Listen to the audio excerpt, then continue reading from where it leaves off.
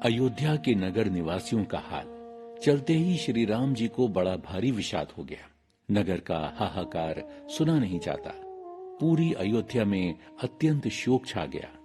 पर देवलोक में आनंद छा रहा है। देवता लोग खुश हैं कि अब राक्षसों का अवश्य नाश हो जाएगा। जब राजा की मूर्छा कुछ दूर हुई तो सुमंत्र को पास बुलाकर कहने लगे, श्री राम तो वन को चल दिए, पर मेरे प्राण नहीं जा रहे हैं। न जाने क्यों शरीर में टिके हुए हैं। हे सखा, तुम रथ लेकर राम के साथ जाओ और इन सुकुमार बालकों को रथ में चढ़ाकर वन में घुमा लाओ। यदि प्रण के पक्के ये दोनों भाई ना लौटे तो इनकी अनुनय विनय करके जनक नंदिनी सीता जी को जरूर लौटा लाना। यदि सीता जी लौट आई तो मेरे प्राणों को कुछ सहारा मिल जाएगा, नहीं तो मेरे प्राण तो जाएंगे ही। ऐसा कहकर राजा मूर्छित होकर पृथ्वी पर गिर पड़े। सुमंत्र जी रथ लेकर नगर के बाहर पहुंचे और राजा की आज्ञा सुनाकर तीनों को रथ पर चढ़ा लिया। पर अयोध्यावासी श्री रामचंद्र जी को जाते देखकर उनके साथ हो लिए। कृपा सिंधु राम ने हर प्रकार से उन्हें समझाया तो वो अयोध्या की ओर लौटे, परंतु प्रेमवश फिर से रामचंद्र जी के निकट लौट आए। अयोध्या नगरी बड़ी डरावनी लग रही है। नगर के नर नारी भयानक जंतुओं के समान एक दूसरे को देखकर डर रहे हैं। श्री राम जी के वियोग में सभी व्याकुल हुए, जहां तहां खड़े हैं। सबने मिलकर विचार किया कि जहां राम रहेंगे वहीं सारा समाज रहेगा।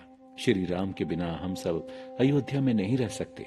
बच्चों और बड़े बूढ़ों को घरों में छोड़कर सब लोग उनके साथ हो लिए। तमसा के तीर पर पड़ाव। अयोध्या वासियों के प्रेम के आगे श्री रघुनाथ जी भी विवश हैं। क्या करें, कोई उपाय काम नहीं आया है। सब श्री रघुनाथ जी का गुणगान करते चले आ रहे हैं।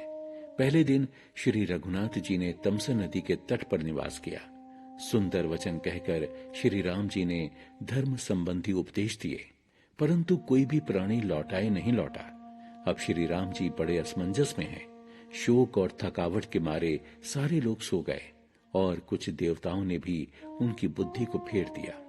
जब आधी रात हो गई तो रामचंद्र जी ने सुमंत्र से कहा कि हे तात, अब रथ को इस प्रकार हाँकिए कि इसके पहियों के निशान न पहचाने जाए और न ही लोगों को हमारे जाने की दिशा का पता चले। अब और कोई उपाय नहीं है। सुमंत्र जी ने वैसा ही किया। जब सवेरा होते ही लोग जागे तो शोर मच गया कि श्री रघुनाथ जी चले गए। अब तो सब हा राम कहते चारों ओर दौड़ रहे हैं। थक हार कर एक दूसरे को समझाने लगे कि हम लोगों को कष्ट होगा, शायद इसलिए हमें वो छोड़कर चले गए हैं। अब अयोध्यावासी नरनारी रोते पछताते अपने घरों को लौट आए। उधर सीता जी और सुमंत्र के सहित दोनों भाई श्रृंगवेरपुर जा पहुंचे। वहां गंगा जी को देखकर श्री राम रथ से उतर पड़े और बड़े हर्ष के साथ उन्होंने दंडवत प्रणाम किया। लक्ष्मण, सीता जी और सुमंत्र ने भी प्रणाम किया।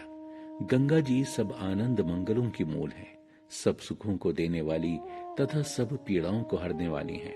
उन्होंने लक्ष्मण, सीता जी सहित सभी को गंगा जी की महिमा सुनाई। इसके बाद सबने स्नान किया, जिससे मार्ग की सारी थकावट दूर हो गई और शीतल जल पीते ही मन प्रसन्न हो गया। निषाद राम संवाद।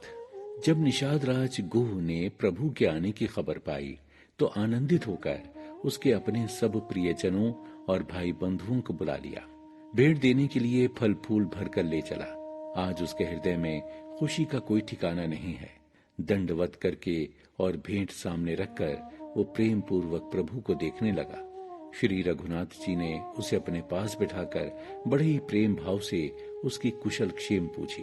बड़े विनीत भाव से निषाद राज बोला, हे नाथ, आपके दर्शन पा गया तो सब कुशल ही कुशल है। आज मैं भी भाग्यवानों की गिनती में आ गया। ये धरा धन तो सब कुछ आपका ही है। मैं तो परिवार सहित आपका सेवक मात्र हूँ। अब कृपा करके श्रृंगवेरपुर में पधारिए और प्रभु इस दास की प्रतिष्ठा बढ़ाइए, जिससे लोग मेरे भाग्य को सराहें। श्री रामचंद्र जी ने कहा, हे सखा, मैं तुम्हारी ये इच्छा पूरी नहीं कर सकता, क्योंकि मुझे तो 14 वर्षों तक ऋषि मुनियों का सा आहार करते हुए वन में ही रहना है। गांव के भीतर या नगर में मुझे जाने की आज्ञा नहीं है। मेरे पिता का ऐसा ही आदेश है। ये सुनकर गुह को बड़ा दुख हुआ। गांव के स्त्री पुरुषों में चर्चा चल पड़ी है। एक स्त्री बोली, हे सखी, सुनो तो, इनके माता पिता कितने निष्ठुर हैं जो इतने सुकुमार बालकों को वन में भेज दिया।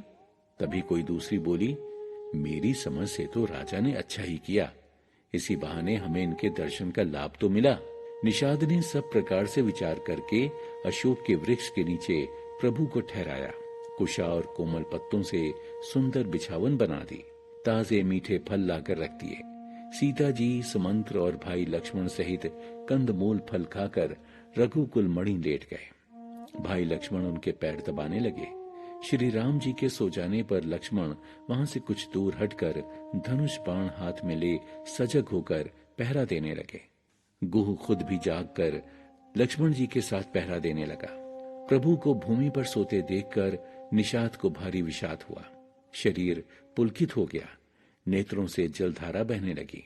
कहां अयोध्या में ये सुख सुविधा में ऊंचे ऊंचे गद्दे तकियों पर सोने वाले प्रभु सीता सहित घास की शैया पर सो रहे हैं। वो मन ही मन रानी कैकेयी को नाना प्रकार से धिक्कारने लगा, बुरा भला कहने लगा।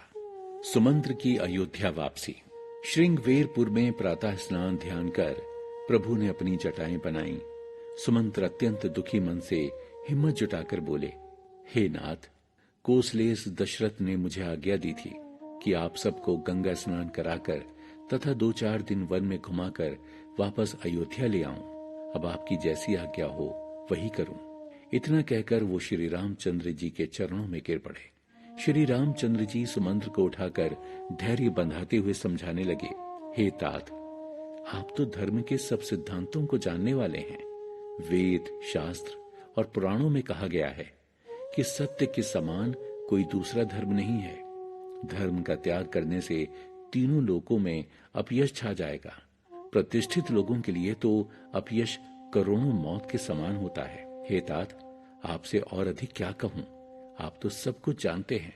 प्रेम में विह्वल सुमंत्र जब कुछ नहीं बोले तो श्री रामचंद्र जी बड़े विनीत स्वर में बोले, आप तो मेरे पिता के समान ही परम हितैषी हैं। पिताजी के चरण पकड़कर करुणा विनीति के साथ कहिएगा कि मैं यहाँ सब प्रकार से कुशल हूँ। आप वही सब कीजिएगा जो परिवार के लिए उत्तम समझते हैं। प्राणपति रघुनाथ की ओर निहार कर सीता जी बोली, हे तात, श्री रघुनाथ जी के साथ मैं परम सुखी हूँ। अतः मेरे सास और ससुर जी के पांव पड़कर मेरी तरफ से विनती कीजिएगा कि वो मेरे लिए तनिक भी चिंता ना करें। मुझे यहाँ किसी प्रकार का कष्ट नहीं होगा। श्री राम को लौटा ले चलने के सुमंत्र जी के सारे प्रयास बेकार हो गए। सोचने लगे, कर्म की गति टारे नहीं टरती है। अब श्री राम, लक्ष्मण और सीता जी के चरणों में सिर नवाकर सुमंत्र इस तरह लौटे जैसे कोई व्यापारी अपनी सारी जमा पूंजी गंवा कर लौटा हो। सुमंत्र जी ने रथ हाँका, पर घोड़े श्री राम जी की ओर देख देख कर हिनहिनाने लगे। ये देखकर निषाद लोग अपने सिर धुनने लगे। जिनके वियोग में पशु भी इस प्रकार व्याकुल हैं, उनके वियोग में प्रजा, माता और पिता का क्या हाल हो रहा होगा, वो कैसे जीते होंगे।